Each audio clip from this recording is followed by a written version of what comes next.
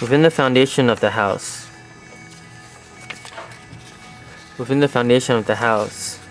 it showed how this image, even though Jack was more or less into industrial grade, however, the location of the Lupton house was on the hillside of the San Francisco Bay, on Belvedere Islands, where the foundation had to be dug out and reinforced with poured-in concrete.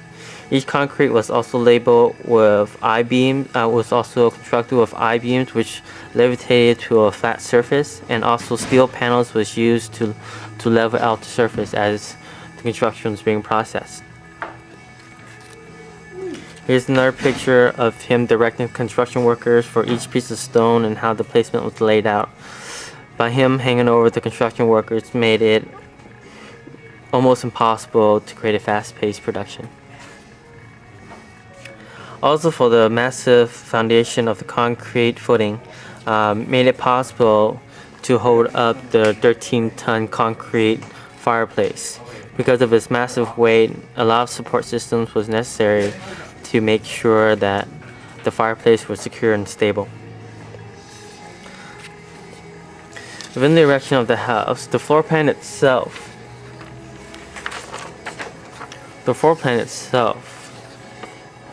within this image was based upon the natural given cypress trees that was located on the hillside. The hillsides pretty much helped Jack Hillmer figure out the layout of his plan, because he didn't want to disturb or cut down any of the trees.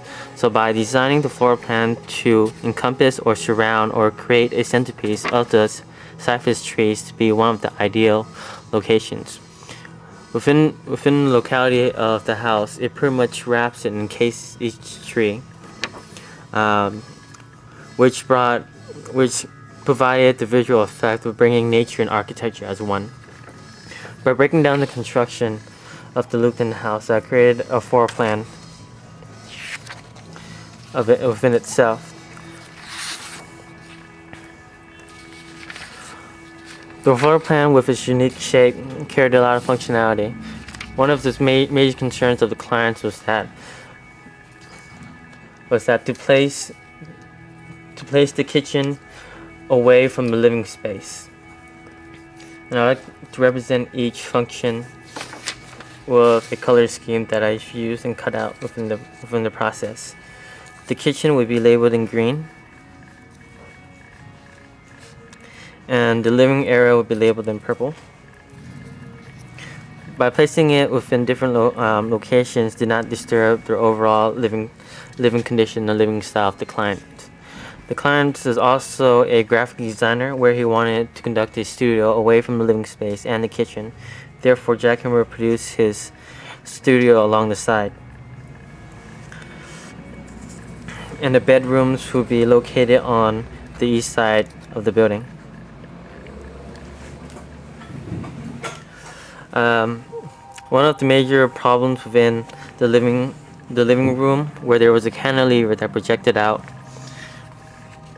was projected in the floor plan, or became problematic, was that there was the sunlight, due to the double glare of the sunlight.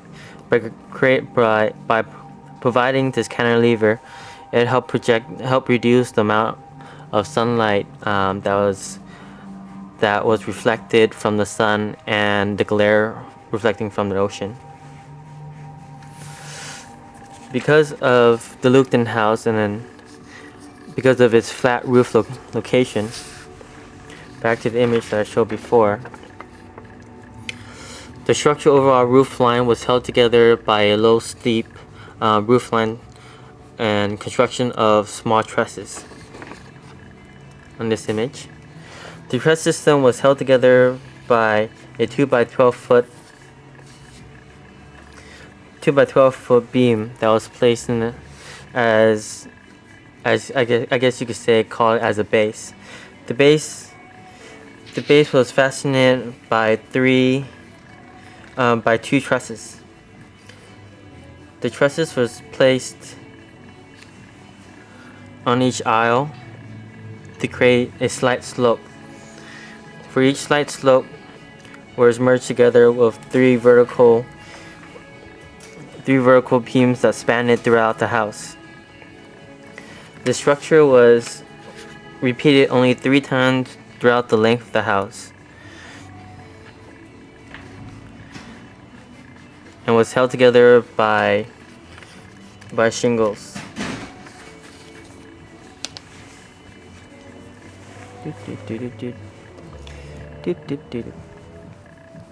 Let's see. Give me 1 second.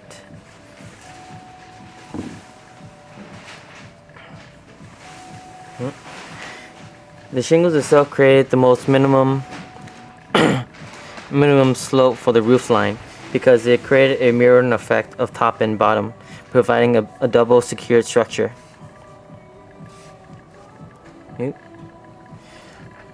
Moving little things.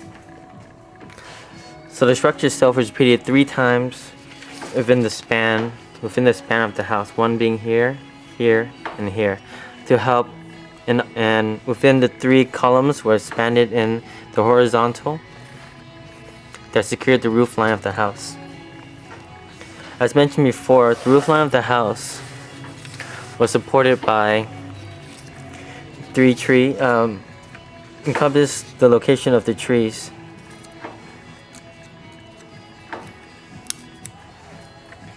Because he didn't want to cut down any of the trees, so by encasing the house, this is an open courtyard of the interior space, which created a more dynamic view next to the fireplace, which gave it a more visual effect, which was really interesting. And that will pretty much it for the Lupton House. One of his recent, or you could say his latest achievement, was a house built on the Oakland Hills. The Oakland Hills itself still established the same functionality as the Lupton House, reusing the red wood as an exterior texture and also producing cantilever shapes, which created multiple maximum shade and function. I'd like to end this with a commercial. This commercials are brought to you by McDonald's and Starbucks. And that concludes to our presentation. Thank you.